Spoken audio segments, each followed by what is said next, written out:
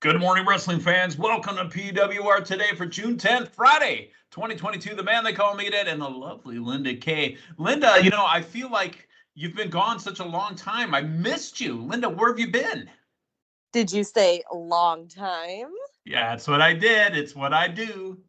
Yes. Thank you. I've missed you too. It feels like it has been so long since you and I have done PWR. See, I can't even talk. PWR Like the kids say, it's been about a minute. Yeah. Yeah.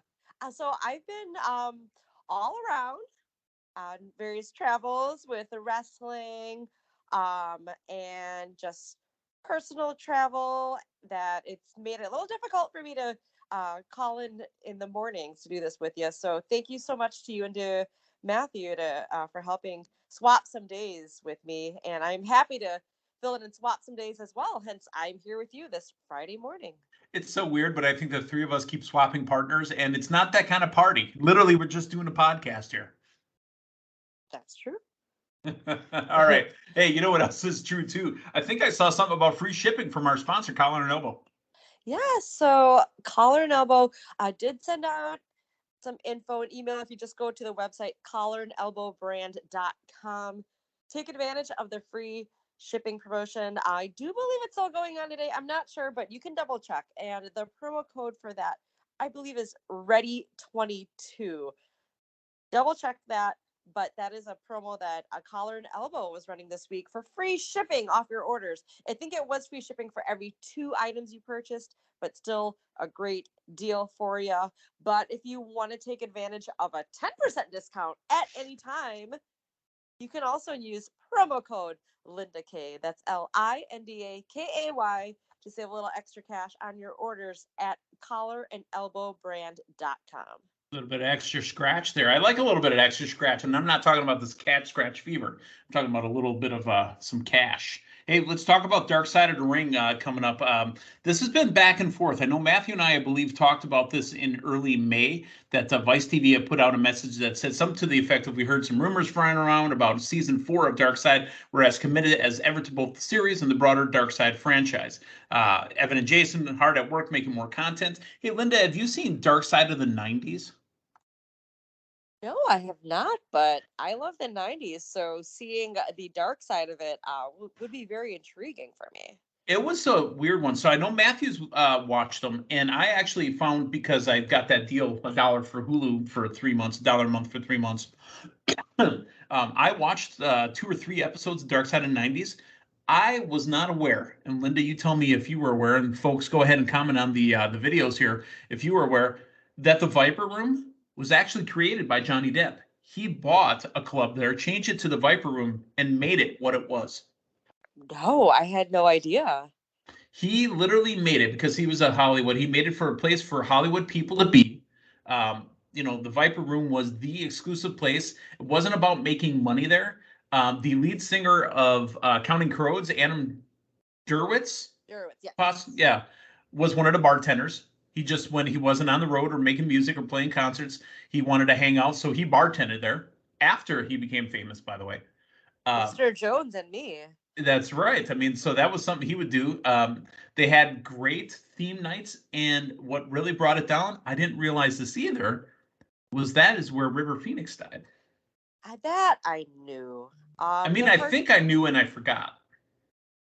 Yeah, well, the first time that I went to LA would have been 2003, and I remember this because it was for my birthday. And I do recall wanting to go to Sunset Strip because I wanted to see a piece of that history.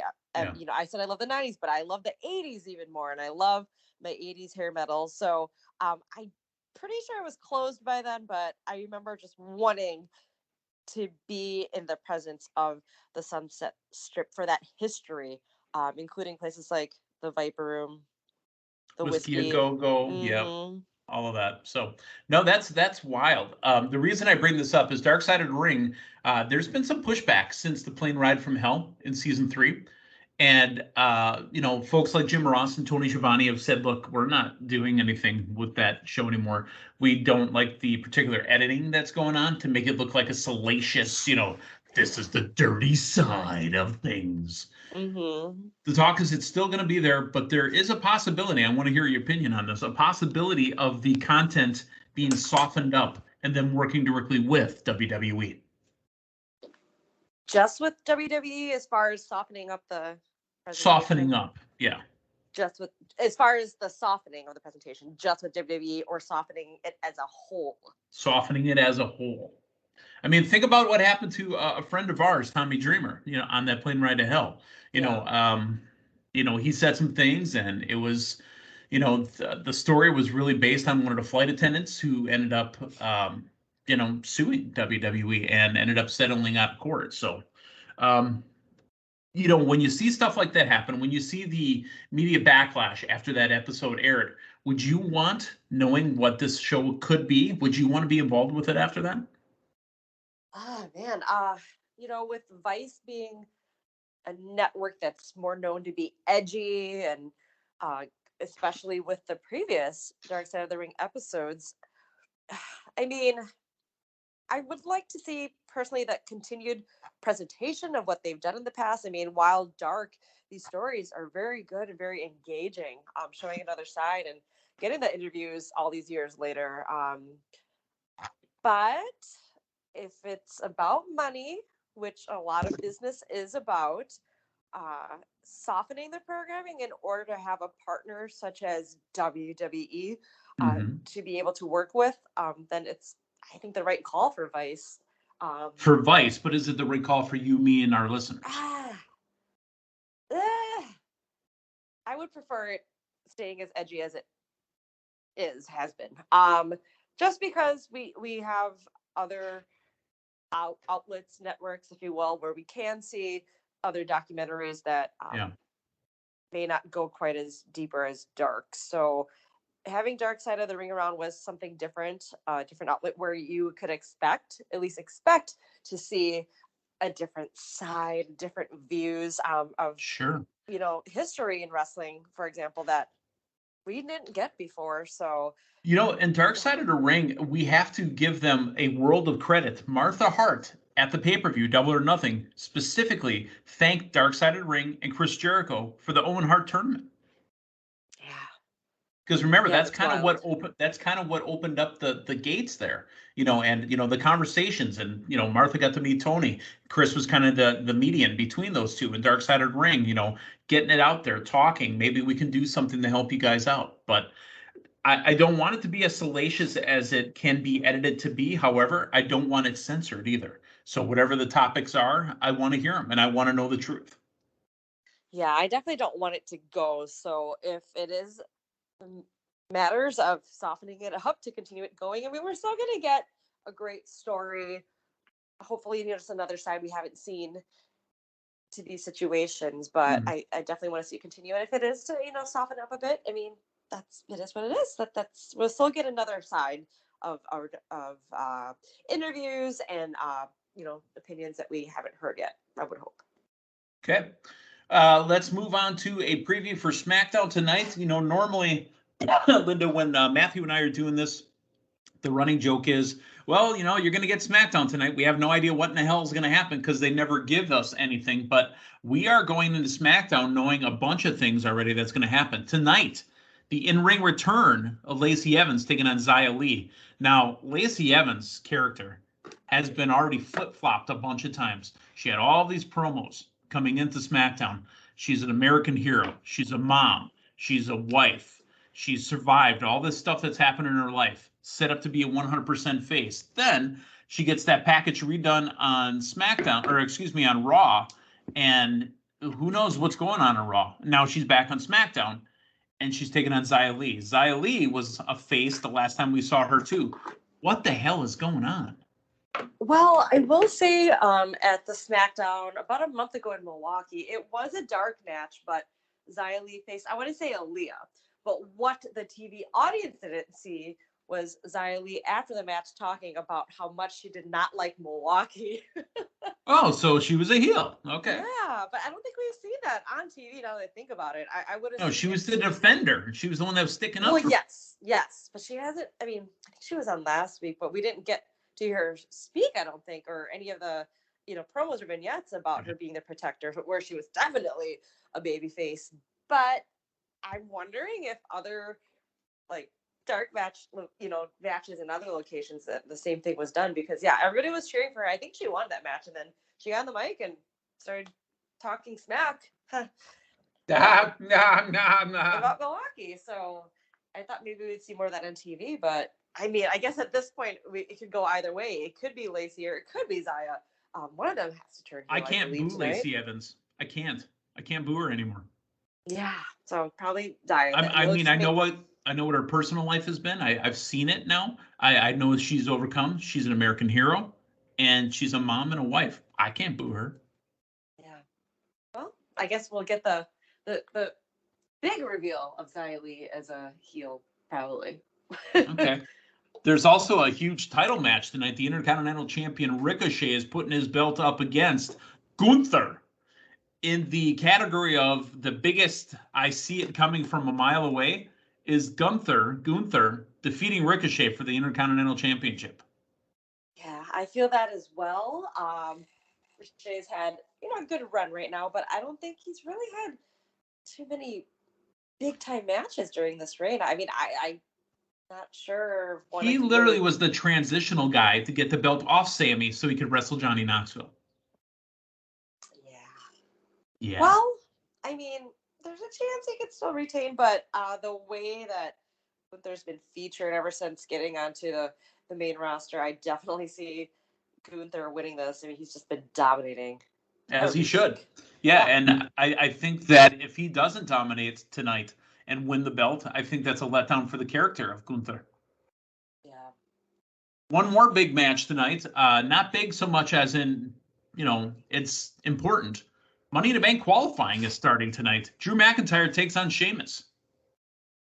I'm a little surprised that they're facing each other. I would think that they would both be in that match. That doesn't mean as much anymore because then they have everybody win the first rounds and then there's a second chance. That's true. So Sheamus, if he loses, could be in the second chance. McIntyre, if he loses, could be in the second chance. So, alrighty. Well, that is SmackDown tonight. I wasn't on the air the last couple mornings, and I want to talk about Dynamite as we lead into Rampage for tonight. I heard you and Matthew kind of go over it, and I heard opinions, but I really need to kind of dig deep into this. And this is probably my problem, not everybody's problem. When we had Trent Beretta come out, or as Matthew said, Trent Beretta, with the question mark. Trent? Yeah. As we had Trent come out, calling out FTR, looking for that tag team match, they get attacked after there's a debut on the stage. I'm looking at it going, I have no idea who that is. The crowd, it's Will Ospreay. I'm like, you know what? I've read about him on the internet. Here's my problem with the AEW and this particular situation. Yes, I am well aware we're building to our Forbidden Door pay-per-view in Chicago in a couple of weeks. Matter of fact, it'll be right after we go see AEW Dynamite in Milwaukee at the Panther Arena. If I didn't have this New Japan Pro Wrestling thing coming up, would Will Ospreay, A, be on Dynamite? B, would it be a big deal? And C, if I just want to watch American wrestling and be a fan of the show that you have on, why do I have to watch 4 to 5 other federations to know who the hell these people are? I mean, I guess, with AEW bringing in New Japan and Ring of Honor as well as a part of their... But Ring of Honor is an American company. That's true, but I know in other episodes we've talked about sometimes the current AEW roster not getting the TV time that they had been getting. So that's why I brought up Ring of Honor. But in regards to New Japan, I mean, since that Forbidden Door, was open, I mean, they're just, they have to give us more New Japan stars and storylines and whatnot. But I will say them putting the New Japan logo on the Tron when... Oh, it definitely helps. Yeah.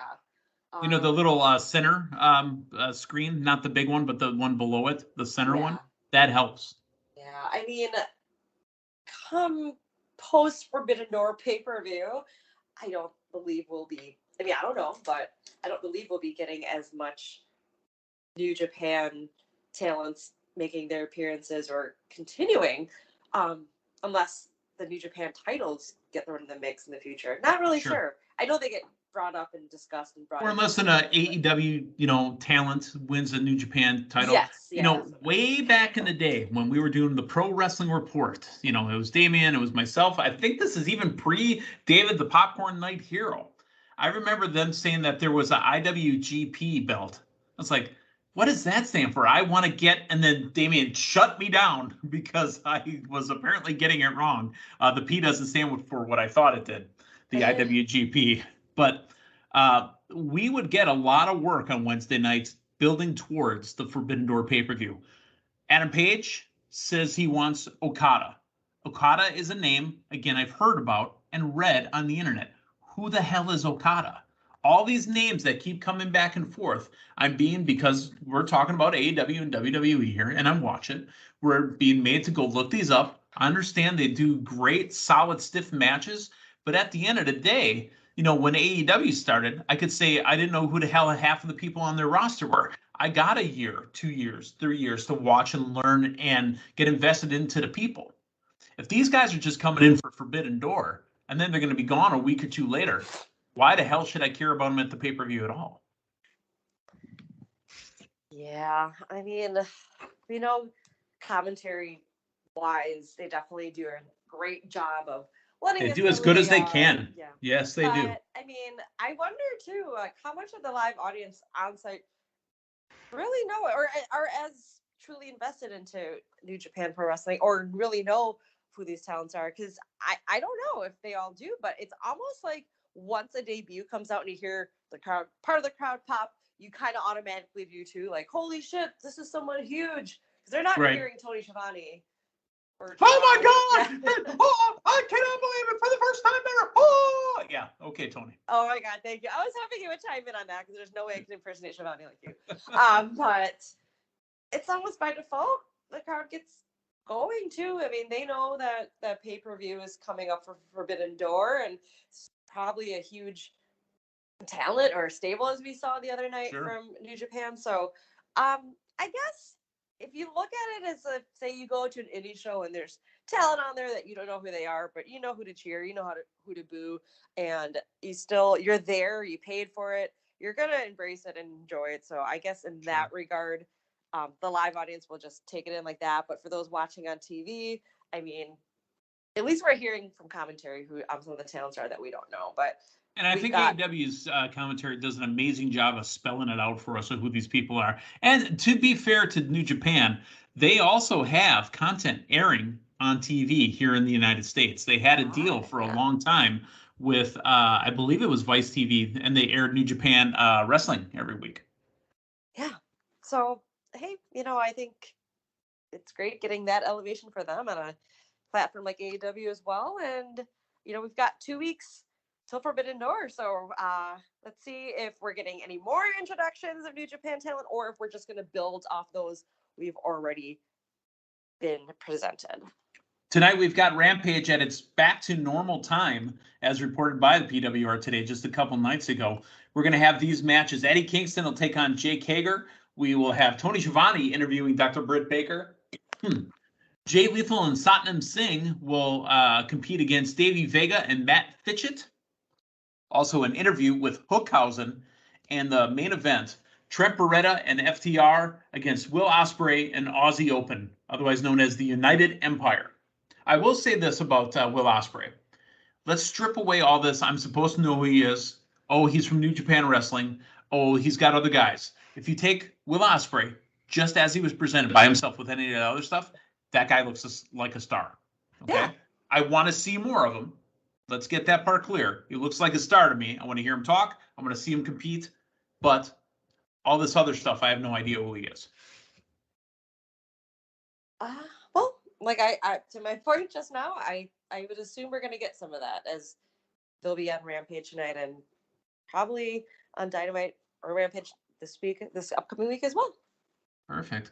Well, Linda, that is our week. What else do we got coming up this weekend? Well, as I continue the Linda K tour, or just a tour of lots of events for wrestling, for those in the Milwaukee area, we've got a huge show in Thiensville. Northwest Milwaukee area, I think, right? Yes. So still part of near Milwaukee, but it's the Thiensville Mequon Lions Festival, and I don't mean Roar Lions, but the Community Lions Festival. Are they the kind of lions that drive around in the little cars with the hats and the tassels? Those kind of lions? I'm not sure, but the festivals. It is summertime or close to. There's festivals. I'm sorry, carnival rides, food, beer, music, bands, and of course some wrestling from GLCW. We will be at the Thiensville Village Park this Sunday, June 12th, 2 p.m. bell for brats, beers, and body slams 2 with our special guest Al Snow, who will not just be making an appearance, but he's going to be in a match. He's going to be tag teaming Meathead with our CBS affiliate locally, Anchor Mike Kirkhoff, who you saw live. I did. Well, making his wrestling debut at Blizzard Brawl this past year. So him and Al will be tag teaming us against our current GLCW champs, The Express. Our friend, our pal, I should say, former senior intern, Cal Hero, will be in the house as well. We've got some stars from OVW, of course, our regular GLCW talents as well, TW3. We got Drew Hernandez. We got so much more. We got Linda Kay as ring announcer. But it is front row and ringside. I'm sorry, ringside and second row seats are available for purchase at blizzardbrawl.com. But you can get free general admission tickets for that by going to blizzardbrawl.com and reserving your free tickets as well. So again, that's this Sunday, June 12th, 2 p.m. bell at the Thiensville Lions Festival. Nice. I've got to ask a weird question, just because, I'm just like everybody else that's in the area. What's the story on the weather? So weather permitting, not weather permitting. I mean, the show must go on. What are we talking about? Yeah, the show must go on, will go on. Last year we performed there as well. There's a huge tent. Think about like a circus tent. Well, I shouldn't say circus tent. It's not like it. Think of a festival where there's a tent where there's a live band playing. So we will be covered should there be any rain. But no, I looked at the forecast. It looks to be in the 70s, maybe some rain in the morning. But regardless, it's nothing too serious. We'll be under a tent to protect us from any elements that may take place that day as well. Perfect. Well, hey, I think we're good. It's nice to be back. It's nice to talk to Linda Kay. I know that we'll talk again, I think, Monday morning, right? We're going to have to check that June podcast schedule. Yeah. I'm going to have to go back into the email again. Yep, we're on for this Monday and Tuesday as normal. Linda, you know what else we didn't talk? Let's put this on the air real quick. How does it feel to be in second place in the PWR fantasy draft? Where was I before? Was I in first or second or last? You were, I think, last at that point, but you skipped over Matthew. Yeah. Yeah. 2, baby. I'm away to 1. And I do that with my finger in the air, like. Because you'd have won? Gotcha. Yes. Yeah, the current standings for those that haven't been paying attention, the man they call Meathead at 9:10, Linda Kay at 7:45, Matthew Thomas at 6:15. Now, there's going to be some moves. Right now, the rosters are locked, Linda. We will open up those rosters again before the Forbidden Door pay-per-view, and we will lock them again right before the kickoff to Money in the Bank. So we'll have that week where they're going to be open again. So right now, rosters are locked. We will be doing free agent pickups again starting that Saturday of the Forbidden Door pay-per-view. I believe it's Sunday, actually. Saturday, Sunday, tomato. You know what I'm talking about. Yeah. The day of the pay-per-view. Yes. I'm going to look at my calendar, and it looks to be Sunday, June 26th. All right. We'll take Sunday, June 26th, because Wednesday, June 23rd, we're going to be at Dynamite, so that makes about a lot of sense there. 22nd. Sorry. 22nd. It's all right. I just don't want us to be confused because, we got big June 22nd, Dynamite on Wednesday. June 26th, Forbidden Door on a Sunday. July 2nd. Now, correct me if I'm wrong there. Money in the Bank. That's a Saturday. Yes, sir. Not in Allegiant Stadium in Vegas. At the MGM Grand Garden Arena. Perfect. Well, for Linda Kay, for Matthew Thomas, I'm the man they call Meathead. Hey, thanks for stopping by. We'll talk to you guys Monday morning. So long, everyone.